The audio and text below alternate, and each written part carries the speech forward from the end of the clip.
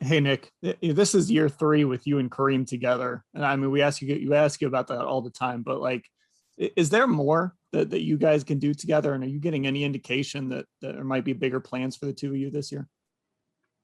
Yeah, I always think it's more that we can do. I mean, Kareem's an awesome teammate, awesome player, and I mean every year it's great to go out there and play with him. So I think every year it's a chance for us to go out there and show how we can continue to be a dynamic duo every year.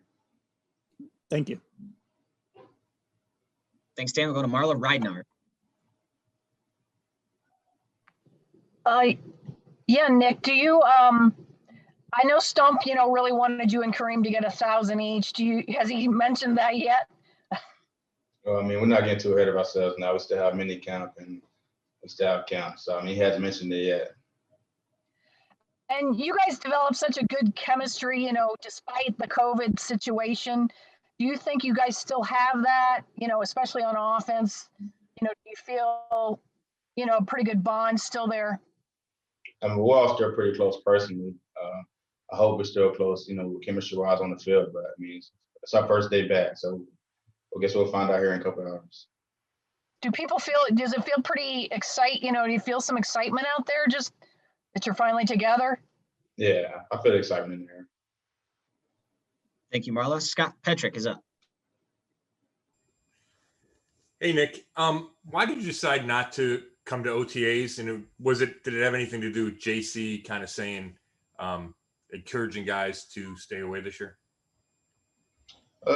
Maybe a little bit, but ultimately it was my decision just to stay home. I feel like I get, great work at home, and I train really hard, and I'm able to just kind of go at my own pace. I think that was the biggest thing just for me, just stay home and train. And I know I'd be ready when it was time to come back for good. And what was the focus for you during all those off-season training sessions? Bigger, faster, stronger. Thanks. Thank you, Scott. Mary Kay Cabot, go ahead. Austin last week and work out with the guys there? Your first half broke up, Mary Kay. If you could start again, please.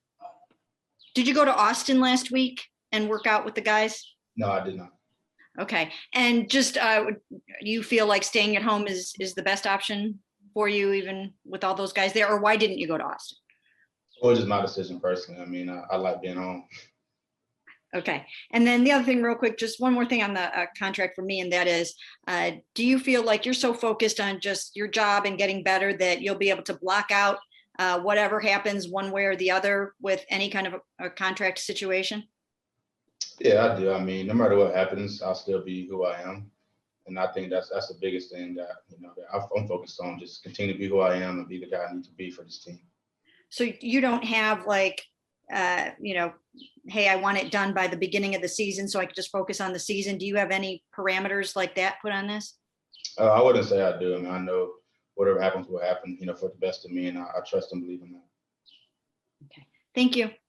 Thank you, Mary Kay. Jake Trotter is next. Yeah, Nick, I know you said you're letting your agent and the team handle, any extension negotiation, but, given how far this franchise has come since you got here, the young core around you, the potential to get even better, go further in the playoffs, how important would it be for you to be in Cleveland long-term, beyond this season? What would that mean to you if that did come together this summer?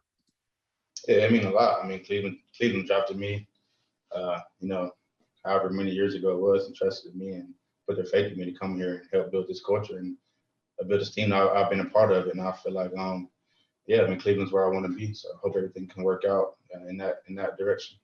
You've obviously had a really positive first 3 seasons in Cleveland. Do you feel like you can continue to, put up big numbers with this offense? I mean, it's exciting to think about playing in this offense long-term, both in terms of the scheme, the players that are going to be blocking for you, et cetera. Yeah, I think so. I mean, I'm more, I don't like uncertainty, and I know here in Cleveland what I have with the players, the coaches, and just the city of Cleveland. And I don't know, how things will be anywhere else. So Cleveland's where I want to be, and that's my main focus is, being here in Cleveland. Thanks, Jake. We're going to take 2 more for Nick. Scott Petrick, Tony Grossi. Scott. Hey, Nick, I know you haven't been on the field yet, but the fact that OBJ, Jarvis said he looks amazing and he's expected to be 100% this year, Just what can that do for this offense after having missing him for whatever the last 10 games last year? Yeah, it can do a lot. I mean, we were that good without OBJ. I mean, we can be, even better with him. And I believe it. I believe he's looking good. I believe he's back to his old self. So I'm excited to see. Thanks. Thank you, Scott. Final question for Nick goes to Tony Grossi. Hey, Nick, you've worked so hard in 3 years with the Browns to improve catching the ball out of the backfield. I'm wondering the way the season ended with a couple drops in that Kansas City game, does that give you further motivation to work hard this year? Yeah, it does.